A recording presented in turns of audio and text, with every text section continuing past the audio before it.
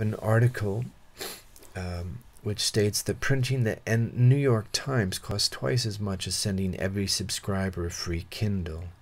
An article ran that got a lot of attention, saying that if the New York Times simply gave away Kindles, it would be less expensive for them than cutting down trees, processing the paper, printing on it, putting it on a truck, and driving it to the subscriber. So what's interesting about the Kindle is that it's also relying on a very small amount of energy, a kind of microburst of energy, because it's using the technology of e-ink. Once the page is loaded, there's no energy required to keep the page there. So as a result, you not only are capable of carrying large amounts of reading materials, but your battery life is very, very long. Which points up another very interesting phenomenon that we're beginning to see. In this case, the day that the music died, Radiohead gives away latest single.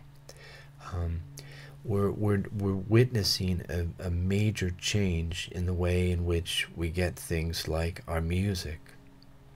So Radiohead's In Rainbows, which was released free to its public, at least in its initial offering, represented an interesting new paradigm, but one which you have to ask, was Radiohead's giveaway of their album, In Rainbows, even considered a green strategy to dematerialize a product, reduce or eliminate the shipping, packing, and eventual disposal?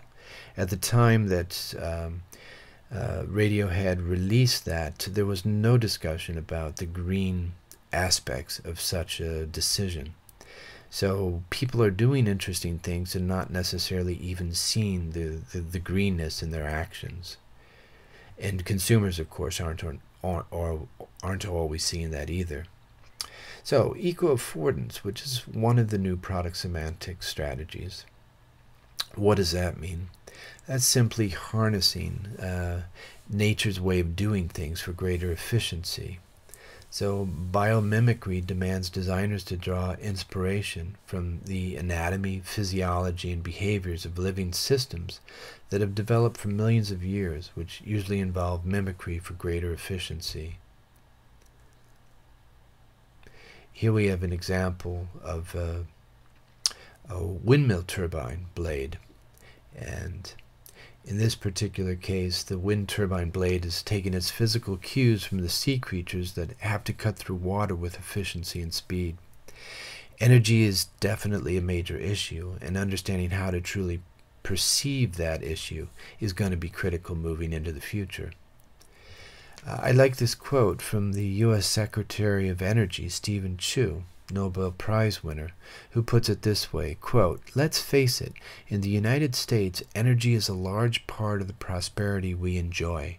It turns out that the average amount of energy used, if you put it in human terms, how much energy does a human being need to be healthy and do an honest day's work?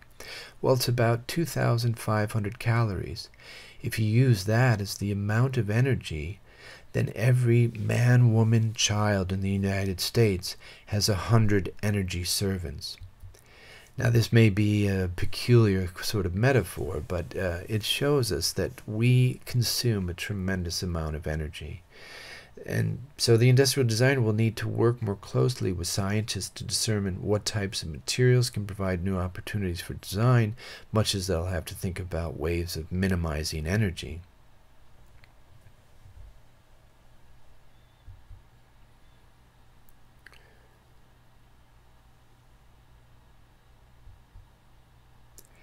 Here we have an example of a new type of plastic, which is based around wheat, corn, and lactic acid. Again, something that can be dissolved, but it's a new material. It's a new material that one would only be aware of if they're paying close attention to some of the emerging technologies. Another way in which products and product designers can green products is by allowing for greater customization and modification, a sort of open source approach. The Danish group Totem Collective openly encourages adaptations to their C+ system of shelving and seating furniture.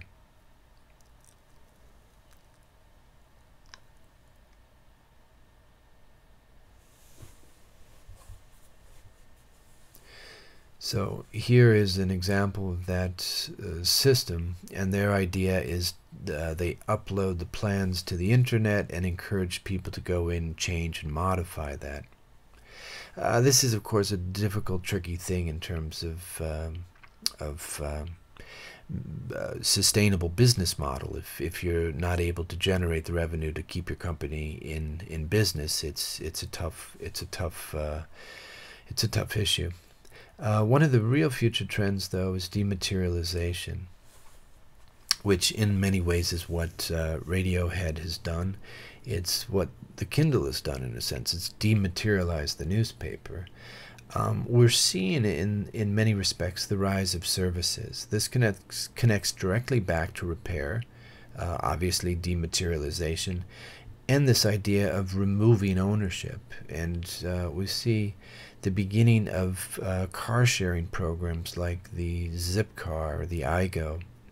And these are trying to encourage people to actually rent a car or have a stake in having access to a car without necessarily actually owning it. And then one other extended stake, I should say, is customization. How do we create products that allow people to actually manipulate them, getting us back to this transitional object mode where, having created or co-created a product, I have a deeper stake, a deeper connection to the product. Here we have examples of a program in China which encourages the Chinese consumer to actually buy and customize their own cell phones. The idea being that if you've created it and customized it, it doesn't look identical to everyone else's, and it should hold greater value for you because it's something you've actually participated in.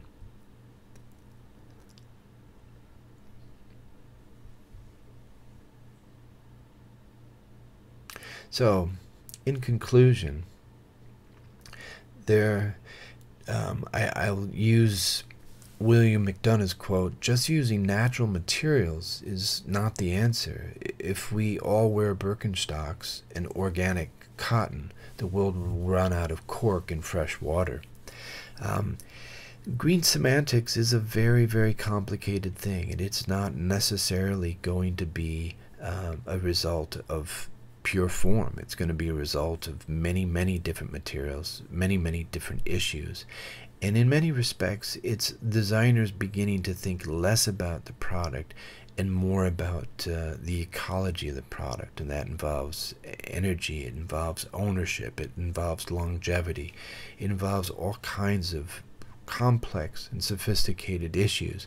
And finding ways of communicating those issues is really the future of this profession with regards to sustainable design. Thank you.